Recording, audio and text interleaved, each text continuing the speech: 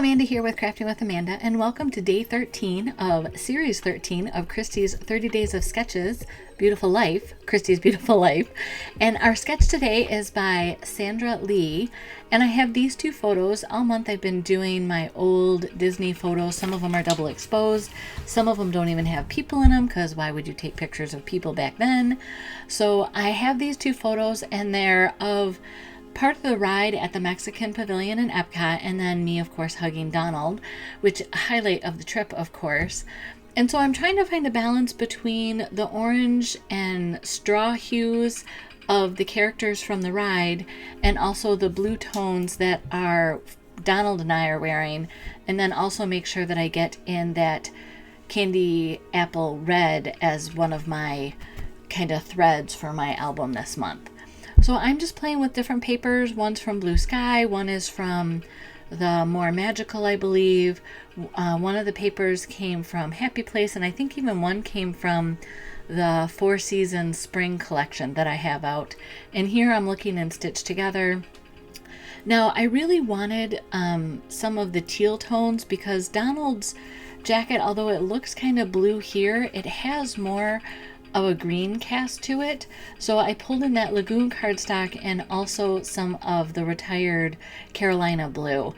And then I think I'm going to matte these on black, just kind of trying it out. It feels like these older photos, I'm really enjoying having them matted on black. Normally I use white or sometimes even other colors, but a lot of in this album you're going to see me matting on the black.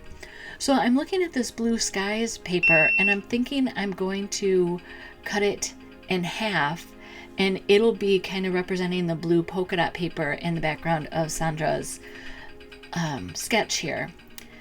And then it's funny, I'm like, should I do 6 inches? And I like, just do 6 inches, cut the paper in half, it'll all work out. I'm making sure that the photo is the focus.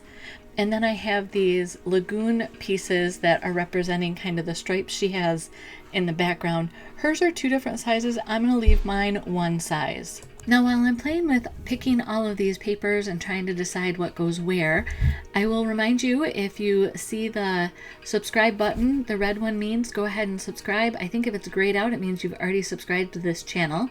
So I invite you to do that and like this video. It just helps us out and makes me very happy. And again, there's no measurements on these sketches, so I'm just kind of eyeballing it and also trying to figure out what works for my layout and my photos. And I think that's what's important.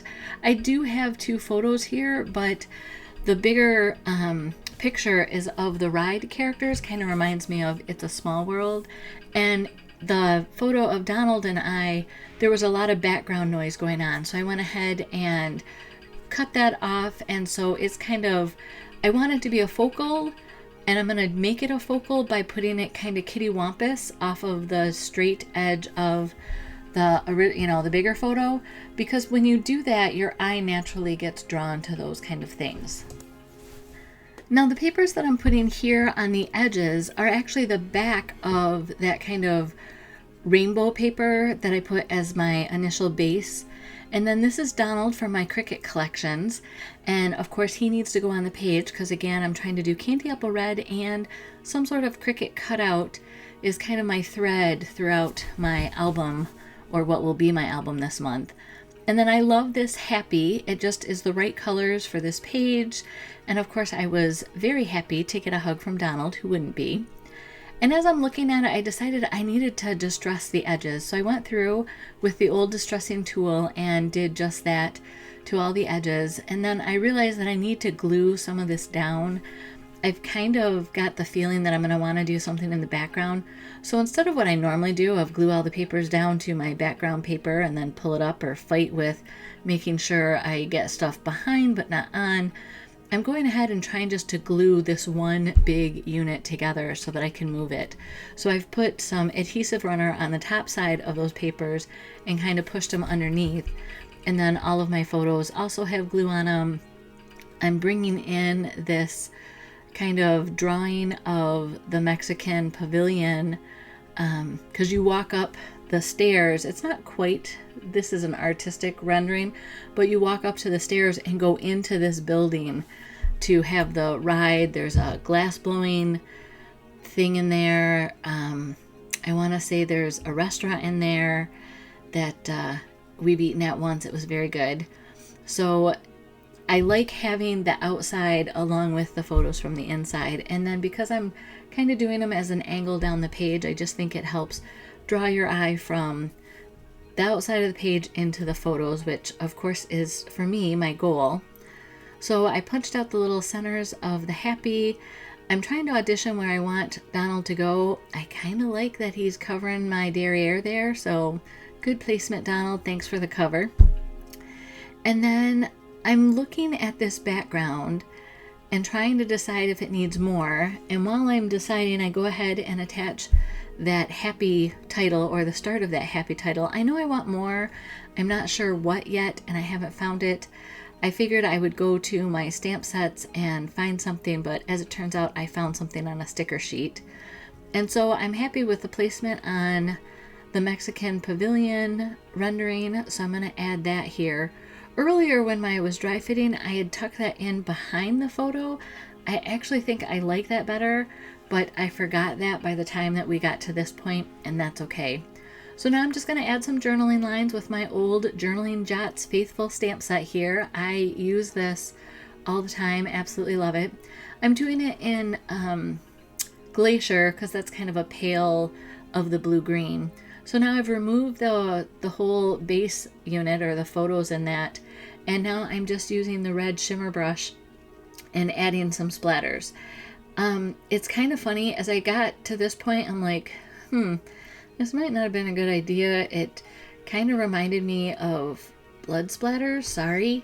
So I decided to go ahead and enhance it a little bit by adding in some more of the candy apple kind of in a background.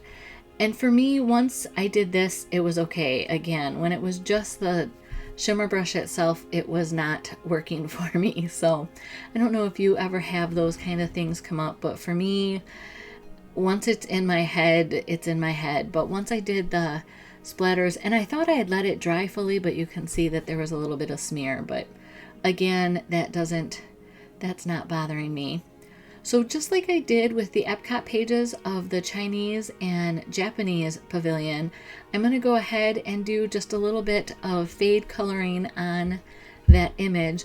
I do end up also writing the word Mexico on that. I took that again from the Chinese and Japanese layout that I did earlier in this series.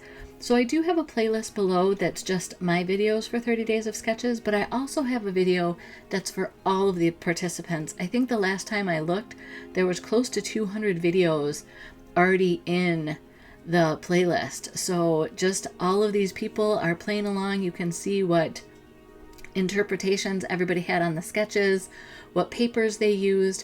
I'm doing stash diving flat out. I have tons of paper, and I know my mom has even more than I do, and she's not going to be able to use all of it, so I've been slowly bringing some of that over and sharing it with other people, but there's just a lot of paper going on. So here we go. This is where I found the sticker that says Loving Life, and again, it's in kind of those orange hues, which matches the drum and the tuba. So really happy with this layout. So go check out what all the girls did for the 30 days of sketches. My information to connect with me is down below the video, as well as links to some of my favorite products. Blessings.